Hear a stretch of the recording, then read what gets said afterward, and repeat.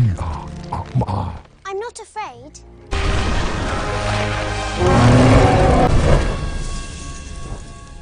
Halo semuanya, di kesempatan kali ini saya akan membawa sebuah film berjudul Maleficent yang dirilis pada tahun 2014. Film ini akan menceritakan dua kerajaan bertetangga namun saling bermusuhan. Saking besarnya perselisihan antara mereka, dikatakan bahwa hanya pahlawan hebatlah yang bisa menyatukan mereka.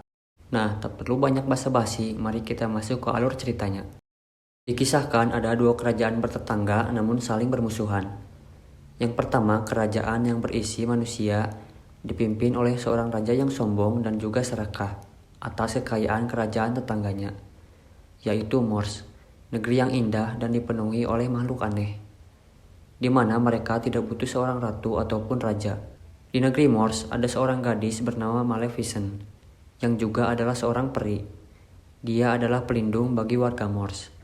Sewaktu-waktu ada peri lain yang mengatakan ada seorang manusia yang datang ke negeri Morse untuk mencuri batu permata. Dia pun langsung menghampiri lokasi tersebut. Seorang remaja tersebut bernama Stefan, tidak pakai William. Dia meyakinkan Stefan untuk mengembalikan permata yang ia curi. Setelah itu mereka pun saling berkenalan sambil Maleficent menemani Stefan untuk meninggalkan Morse.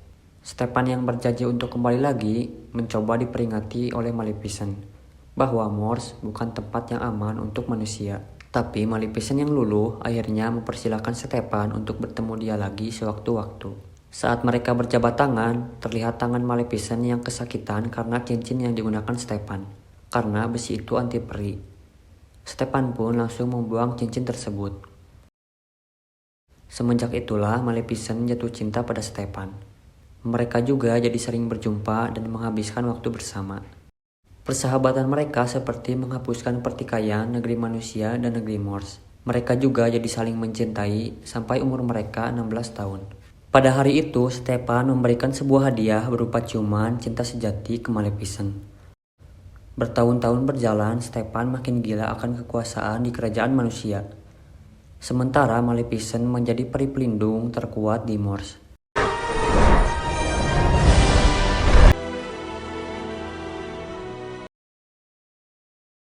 Hingga saat dimana kerajaan manusia yang datang untuk menghancurkan negeri Morse, Maleficent yang mencoba memperingatkan sang raja untuk mundur, tak digubris oleh sang raja. Dia malah memaksa untuk menyerang negeri Morse. Mau tak mau, Maleficent pun memanggil para penjaga negeri Morse, dan terjadilah peperangan. Arise and stand with me!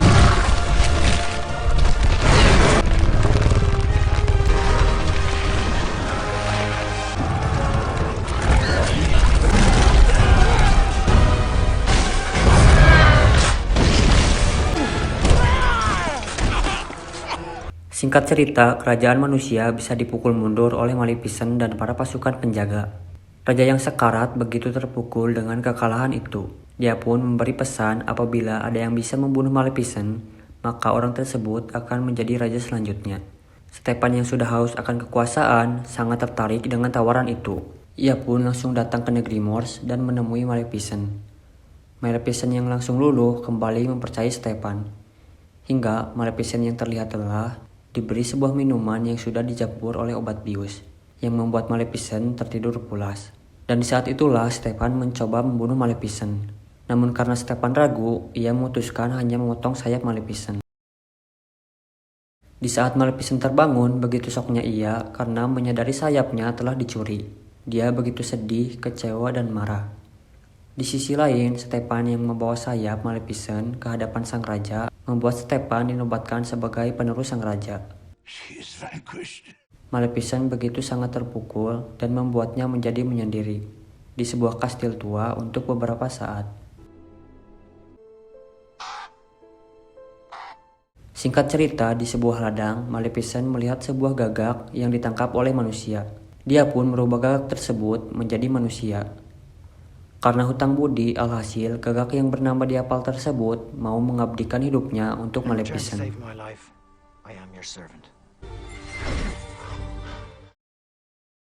Berita Stefan yang dinobatkan menjadi sang raja disampaikan pada Maleficent, yang membuat Maleficent menjadi murka. Lantas dia pun pulang ke negeri Morse dengan membawa sebuah kegelapan dan mengklaim dia adalah pemimpin negeri Morse.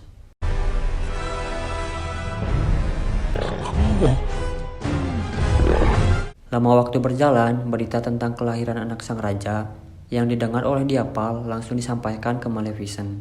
Sampai hari pemberkatan pun tiba.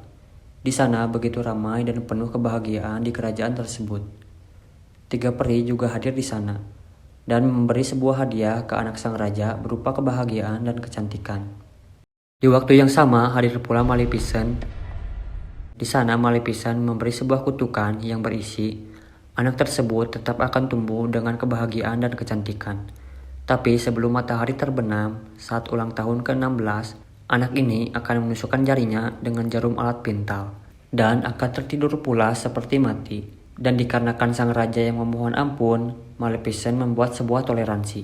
Kalau kutukan itu bisa hilang dengan ciuman cinta sejati. Kutukan ini akan berlaku selamanya dan tidak ada yang bisa mencabutnya. Raja Stepan yang panik menyuruh semua pasukannya untuk menyita seluruh alat pintal yang ada di kerajaan dan menghancurkannya di bawah istana. Dia juga mempercayakan anaknya untuk dirawat bersama peri di pedalaman, sampai anak tersebut melewati umur 16 tahun. Semenjak saat itu juga, Stepan mengurung dirinya dan menyuruh semua pasukannya untuk membunuh Maleficent. Maleficent juga tidak tinggal diam. Dia membuat sebuah dinding agar negeri Morse tidak bisa lagi dilalui oleh manusia. Para peri pun mulai melakukan tugasnya untuk merawat sang bayi.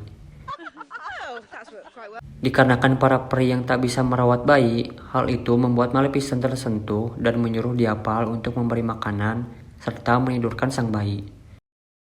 Sejak saat itu juga Maleficent sering memperhatikan dan menjaga Aurora.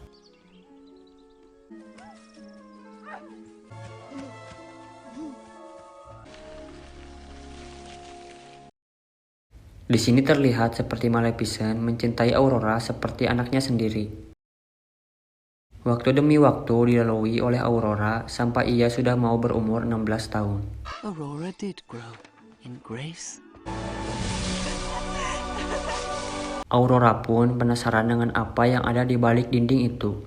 Di saat yang sama, para pasukan juga mencoba untuk memasuki dinding. Alhasil Maleficent menyuruh Diapal untuk mengelabui pasukan selagi dia memberi mantra ke Aurora. Setelah para pasukan yang berhasil dipukul mundur oleh Diapal, Maleficent membawa Aurora ke dalam negeri Morse. Aurora yang tersadar begitu gembira dan takjub dengan keindahan negeri Morse.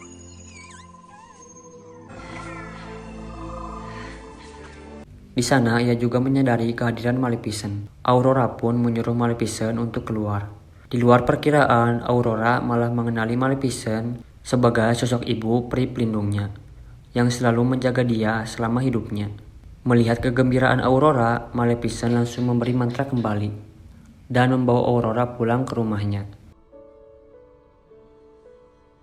Sejak saat itu, mereka berdua jadi sering menghabiskan waktu bersama di negeri Morse. Dan hal itu membuat Maleficent semakin sayang pada Aurora.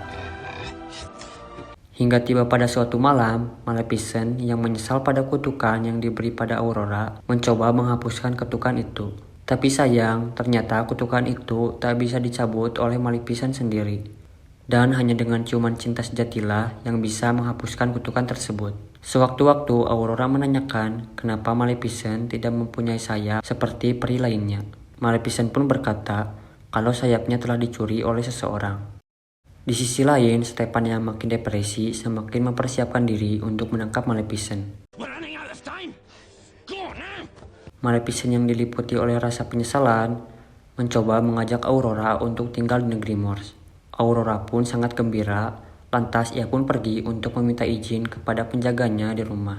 Di tengah hutan, ia tidak sengaja bertemu seorang laki-laki. Itu kali pertamanya ia bertemu dengan seorang laki-laki. Hal itu membuat ia canggung. Diapal yang melihat hal itu mencoba meyakinkan Maleficent mungkin dialah seseorang yang dapat mematahkan kutukan Aurora.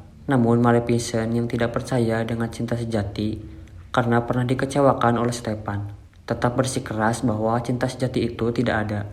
Kemudian Aurora meminta izin untuk pergi pada H-1 ulang tahunnya. Hal itu membuat salah satu penjaganya tak sengaja membocorkan rahasianya.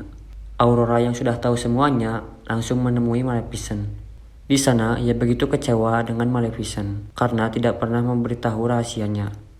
Ia juga tahu jika kutukan yang ia derita didapat dari Maleficent. Maleficent pun langsung berusaha mencari laki-laki yang bertemu dengan Aurora sebelumnya. Dan di saat yang sama, Aurora langsung pergi ke kerajaan. Namun naas, saat baru pertama kali bertemu dengan ayahnya, bukan bahagia. Sang ayah malah marah dan langsung mengurung Aurora di kamar. Di kamar itu, Aurora mencoba mencari jalan keluar.